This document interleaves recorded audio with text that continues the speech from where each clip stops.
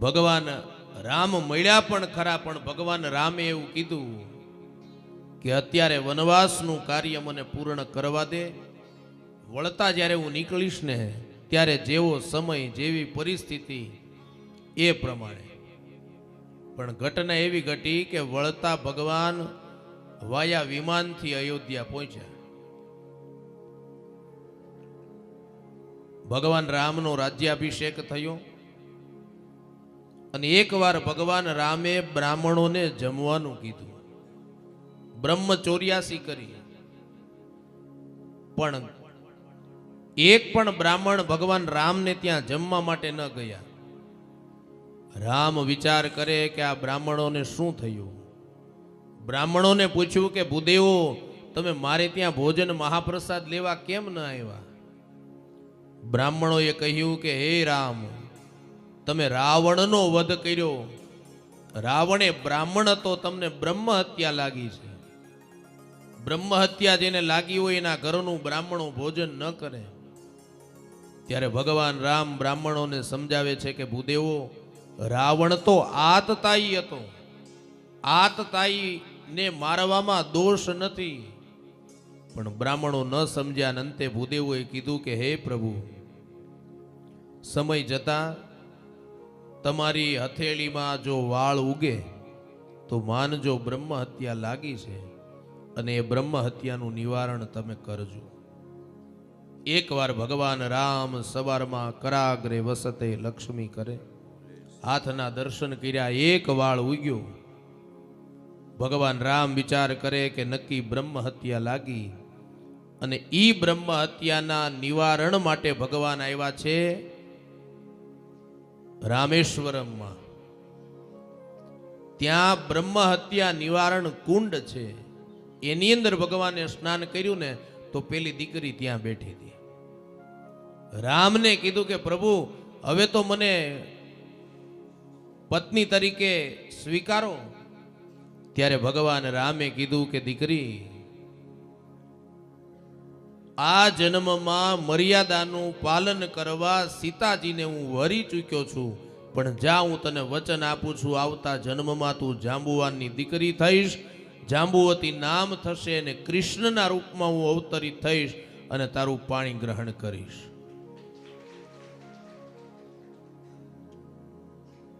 એટલે ભગવાનના બીજા લગ્ન થયા છે જાંબુવતી સાથે. ભગવાન સ્યમંતક મણીને લઈને દ્વારકા આવ્યા. સત્રાજીતને ખબર પડી કે મેં તો ભગવાન કૃષ્ણની ઉપર ખોટું આળ નાખ્યું. જાણ્યા જોયા વગર કૃષ્ણની ઉપર આંગળી ચીંધી. સજ્જનો કથા એવું ઉપદેશ કરે છે, ઘણીવાર આપણી સગી આંખે જોયેલું પણ સાચું નથી હોતું.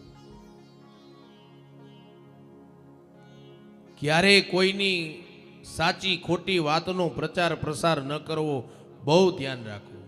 પણ સમાજની વિષમતા એવી છે ને, મારી આગળ વાત આવે, હું બીજાને કહું, બીજો ત્રીજાને કહે, ત્રીજો ચોથાને કહે, અને વાયુ વેગે એ વાત પ્રસરી જાય. ભગવાને આ કાન આપ્યા છે ને, તો કોઈ સારું ખોટું બોલે, સારું ખરાબ બોલે, એને એક કાનેથી સાંભળીને બીજા કાનેથી રજા આપી દેવાની. અને પેટ એવું રાખો કે કોઈએ કહેલી વાત એ આપણા પેટની અંદર પડીને રહે. આપણા દ્વારા ખોટી વાતનો ક્યારેય પ્રચાર પ્રસાર ન થાય. કથાના માધ્યમથી તમે સંદેશો લેજો. અને આ બધું સજ્જનો આપણે શીખવાનું છે. આ કથા શીખવાડે, સત્સંગ શીખવાડે. આજે કથા પૂરી થાય ને એટલે આવતીકાલથી સાચું જીવન જીવવાની શરૂઆત આપણે હવે કરવાની છે. અને જો એ પ્રમાણે આપણે જીવન જીવીએ ને તો જ માનજો કે કથા સાર્થક. સાંભળીને કાઢી નાખવાનું નથી, જીવનમાં એને ઉતારવાનું છે, એનું અનુકરણ કરવાનું છે. અને મારી વ્યાસપીઠ તો ત્યાં સુધી કહે છે, સાહેબ, આ 7 દિવસમાં અહીંયાથી મેં તમને જે કીધું છે એમાંથી તમને જે ગમ્યું હોય, તમને જે સારું લાગ્યું હોય ને એ તમારું, અને ખરાબ ને ખોટું લાગ્યું હોય એ બધું હું પાછું લેતો જઈશ. પણ જીવનમાં ઉતારજો, એનું અનુકરણ કરજો.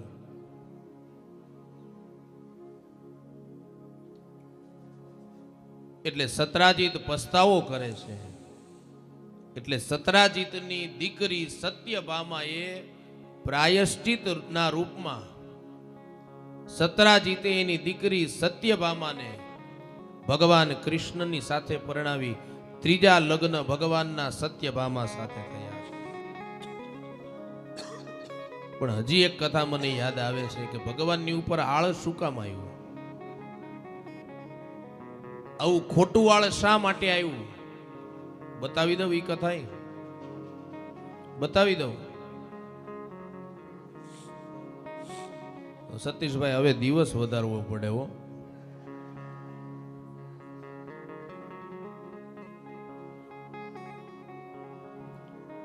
બતાવી દઉં તમને. આમ મને તમારા બધાની સાથે એટલી મજા આવી છે ને કથા કરવાની.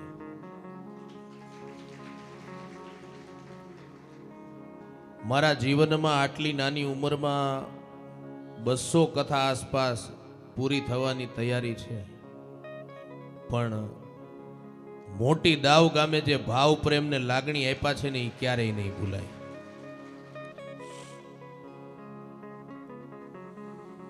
ભગવાનની ઉપર આળ આવવાનું કારણ શું? ભાદરવા સુદ ચોથના દિવસે રાત્રિના સમયે ભગવાન કૃષ્ણ ગૌશાળાની અંદર ગયેલા. એમાં તે દિવસે સવારમાં વરસાદ પડ્યો હશે. ગાયના પગની ખરીના નિશાન ગૌશાળાની અંદર થયા અને ગાયના પગની ખરીના નિશાનમાં વરસાદનું જળ એટલે પાણી ભરાણું અને ભગવાનથી અજાણતા એ ગાયના પગની ખરીનું જે નિશાન હતું ને એની અંદર પાણી ભર્યું હતું ને એમાં ઉપરથી ચંદ્રનું પ્રતિબિંબ પડતું હતું. ભાદરવા સુદ ચોથના દિવસે અજાણતા ચંદ્રના પ્રતિબિંબના દર્શન ભગવાનથી થઈ ગયા. એટલા માટે ભગવાન કૃષ્ણ ઉપર આળ આવ્યું છે. કથા ઉપદેશ કરે છે ભાદરવા સુદ ચોથના દિવસે ચંદ્રના દર્શન વર્જ્ય છે. જાણતા અજાણતા પણ ભાદરવા સુદ ચોથના દિવસે ચંદ્રના દર્શન ન કરવા જોઈએ. અને જો તમે ચંદ્રના દર્શન ભાદરવા સુદ ચોથના દિવસે કરશો ને તો જીવનમાં તમારા ઉપર એકવાર આળ આવશે આવશે ને આવશે. કૃષ્ણ ઉપર પણ આવ્યું છે.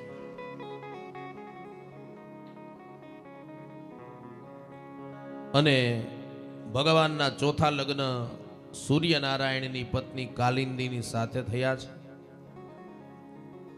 પાંચમા લગ્ન ભગવાનના મિત્ર વૃંદાની સાથે થયા છે. ઉજ્જૈનના રાજા વિંદ અનુવિંદની બેન રાજાદી દેવની દીકરીનું હરણ કરી અને ભગવાને પાંચમા લગ્ન કર્યા છે. છઠ્ઠા લગ્ન ભગવાનના થયા છે નગ્નજીત રાજાની દીકરી સત્યા સાથે. નગ્નજીત રાજાની પ્રતિજ્ઞા એવી હતી, એની પાસે 7 સાંઢ એટલે 7 બળદ હતા. એક સાથે જે કોઈ પુરુષ 7 રૂપની અંદર એ 7 સાંઢ ને બળદ ને નાથે ને એની સાથે એની દીકરીના લગ્ન કરશે. ભગવાન કૃષ્ણએ એક સાથે 7 સ્વરૂપને ધારણ કર્યા. 7 સાંઢ ને બળદ ને ભગવાને 7 સ્વરૂપમાં નાથ્યા. એટલે નગ્નજીતે પોતાની દીકરી સત્યા ભગવાન કૃષ્ણને આપી છે.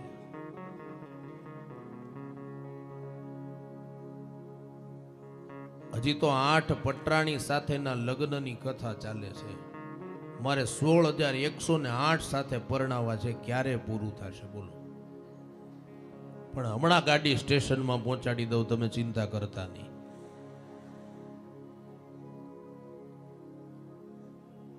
સાતમા લગ્ન ભગવાનના થયા છે ભદ્રા સાથે, શ્રુતિ અને કીર્તિની દીકરી છે. આઠમા લગ્ન ભગવાનના થયા છે મધ્યપ્રદેશના એક રાજા અને એની દીકરીનું સ્વયંવરમાંથી ભગવાને હરણ કર્યું. આ 8 પટરાણીઓ સાથે ભગવાનના લગ્ન થયા છે. કેટલી બાકી રહી હવે? 8 પટરાણી સાથે લગ્ન થયા, કેટલી બાકી રહી હવે? કેટલી બાકી રહી? એ હાચું બોલો, હાચું.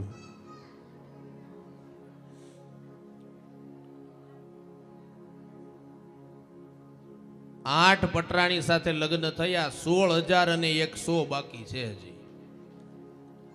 16,100. પણ ભગવાન આવ્યા છે ભૌમાસુરે કેદ કરેલી કન્યાઓની પાસે.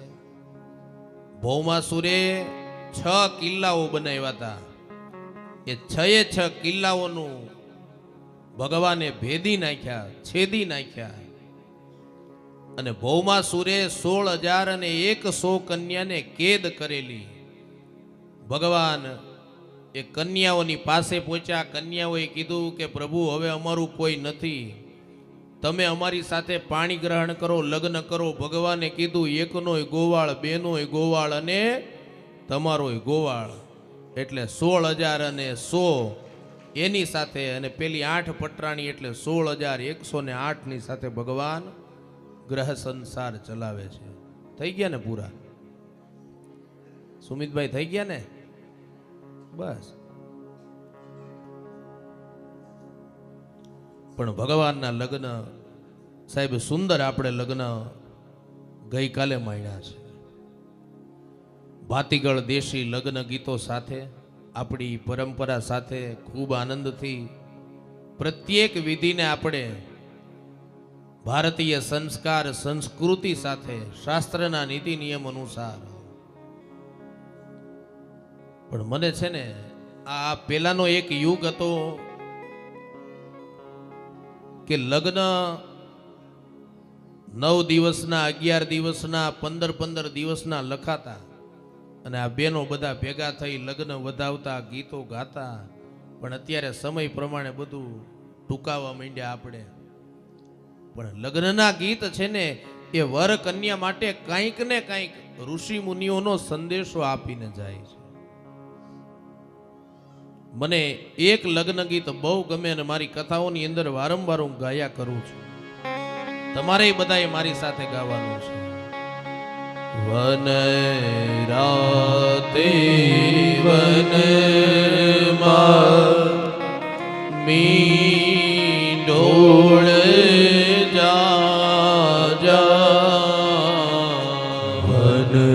રાતે વનમાં મીંડોળ મીંડોળ પરણે ઝાડવા બાળ કુવાર. હવા મીંડોળ પરણે ઝાડવા બાળ કુવારા. હું તમને પૂછું મારા વીરા રે વર રાજા. હું તમને પૂછું મારા વીરા રે વર રાજા. આવડા તે લાડ તમને કોણે લડાવ્યા?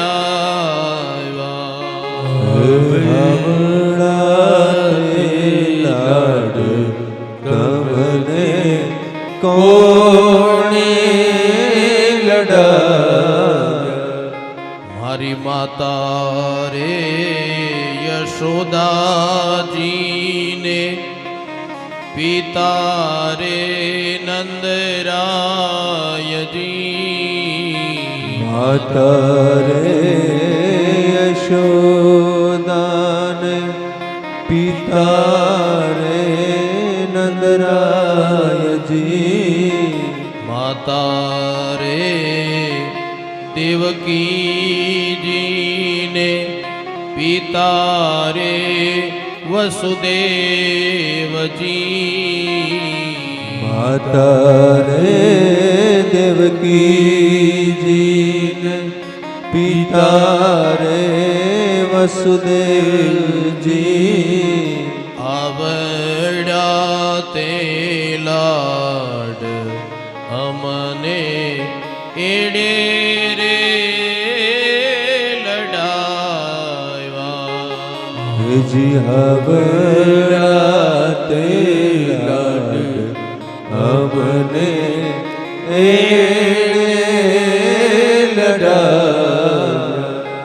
એક કડી મારે તમારી સાંભળવી છે. આજે બે વિભાગ છે કથાની અંદર, એક આ વિભાગ અને એક આ વિભાગ. પેલા આ વિભાગને ગાવાનું છે, સાંભળજો બધાયો. એટલે બેનો બેઠા ત્યાંથી લઈને પુરુષો સુધીનો એક વિભાગ અને આ વિભાગ આખો બેનોનો. મારે તમને માર્ક્સ આપવા છે કોણ સારું ગાય છે. એટલે એક આ વિભાગ પેલા તમારે ગાવાનું છે, તમારે નથી ગાવાનું. જોરથી ગાજો, સારું ગાજો, માર્ક્સ તમને આપીશું. બરાબર? ચાલો બેનો ભાઈઓ બધા હો, બધાનો અવાજ આવવો જોઈએ. વન રાતે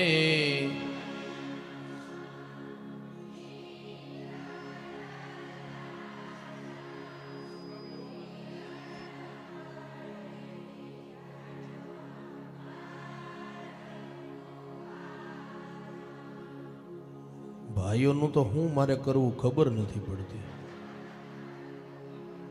ગાતા જ નથી. ખાલી ભાઈઓ ગાઓ, ખાલી ભાઈઓ ગાઓ. તમને જેવું આવડે ને એવું ગાઓ. અને કહી દઉં તમને હવે હું છેલ્લી વાર, જો મારો ભાવ છે એ ભાવ પૂરો કરજો. જે ભાઈઓ ન ગાઈને એને મારા સમ છે. ચાલો ભાઈઓ, તમારી સાથે હું છું તમ તારે મુંજાવમાં. વન રાતે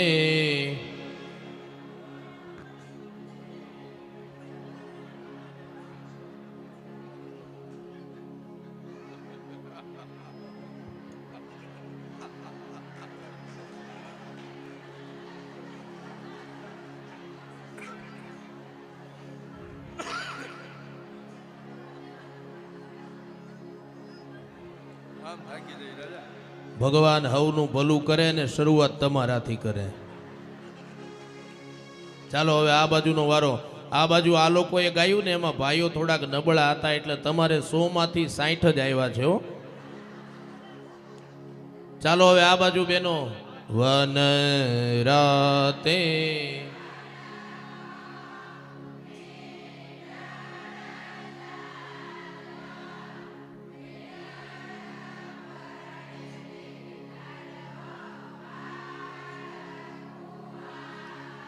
હા મોય 100 માંથી 90 લઈને આવ્યા જો.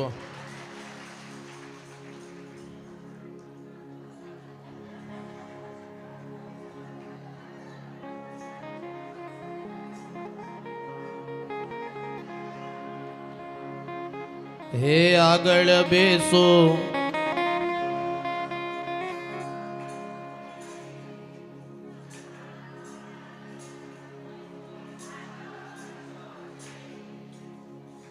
સમજી ગયા ને બધા?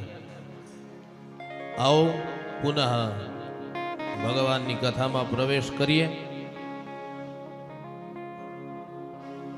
ભૌમાસુરનો ભગવાને ઉદ્ધાર કર્યો છે, દિવ્ય ગતિ અર્પણ કરી છે.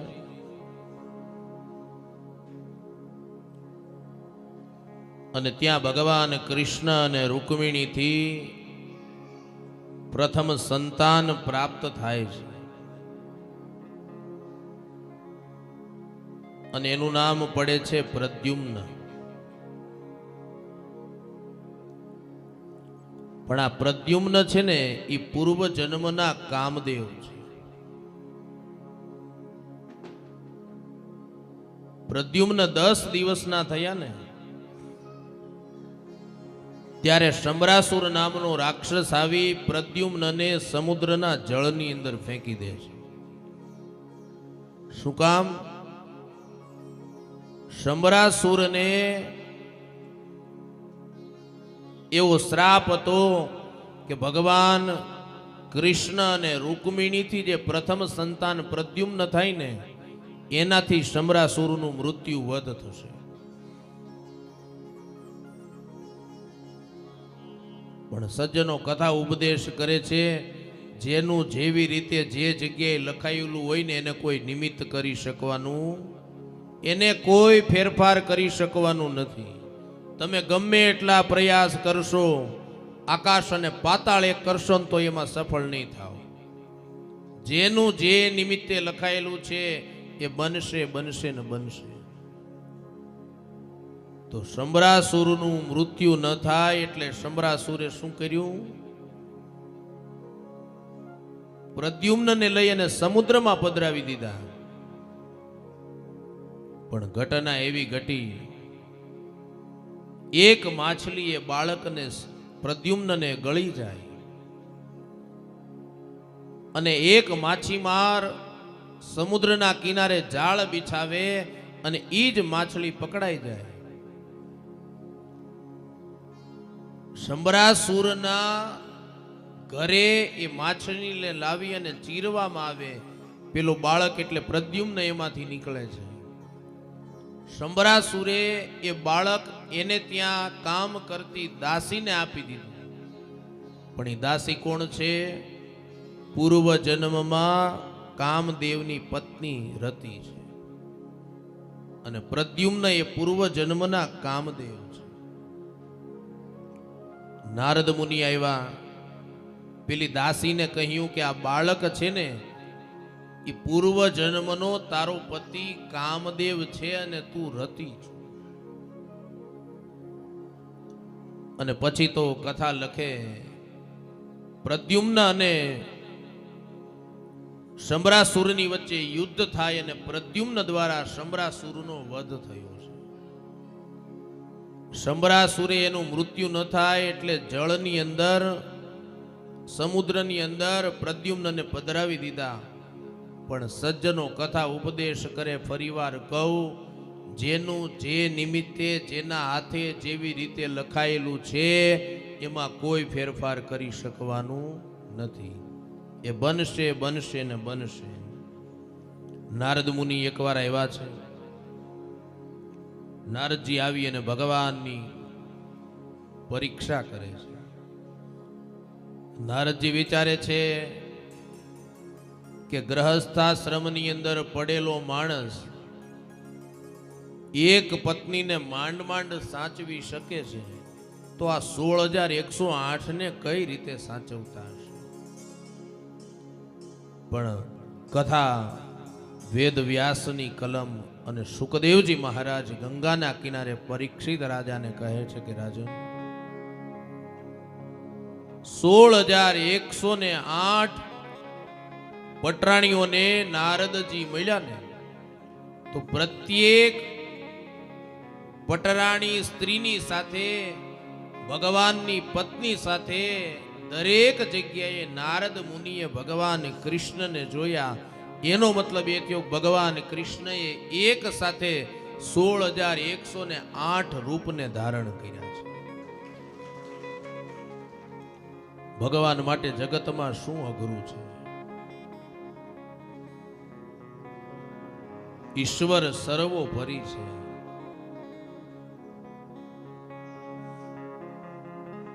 શ્રીમદ ભાગવતની કથા, ઉષા અને અનિરુદ્ધની કથા બતાવે છે.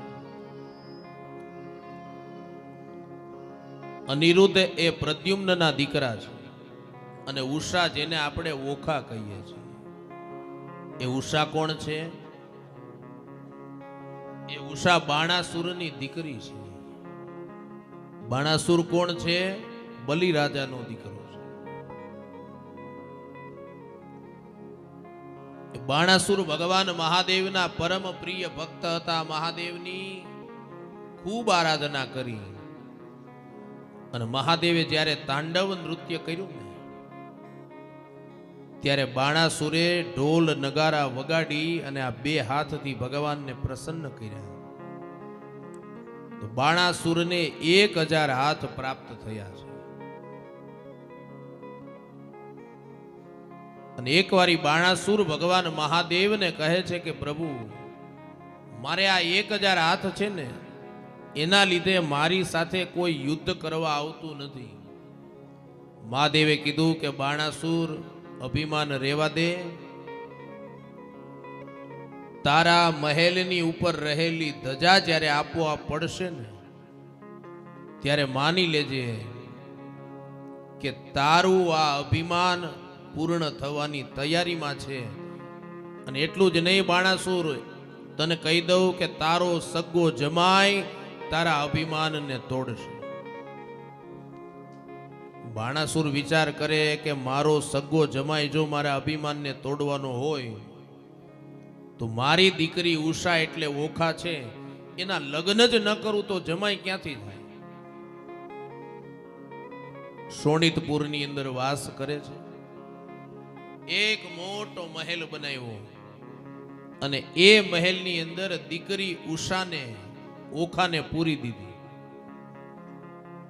અને એમાં એક ચિત્રલેખા નામની દીકરી જેની પાસે યોગ સિદ્ધિ હતી, એ ચિત્રલેખાને એ મહેલની અંદર ઉષા એટલે ઓખાનું ધ્યાન રાખવા માટે રાખી.